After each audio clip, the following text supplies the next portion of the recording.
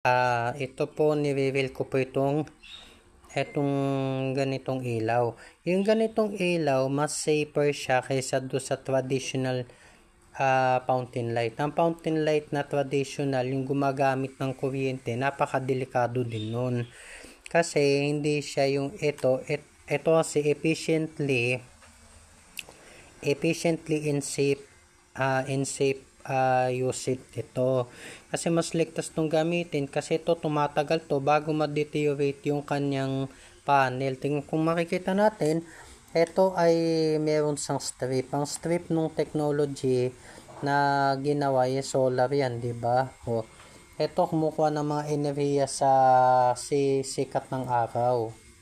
Kaya lang, kailangan ng advice ko sa mga ganito, pagka gagamitin na bago sa i-install, tanggalin natin yung mga plastic film nito. Kailangan tanggalin yung plastic film. Ang plastic film kasi hindi yung pag naarawan yun, hindi magpe-penetrate yung araw dun, di ba? At higit sa lahat, mamaya pag in-install, mapapakita ko po sa inyo mga viewers mamayang gabi etong mga ilaw na ganito. Thank you and welcome po sa inyo at happy holidays.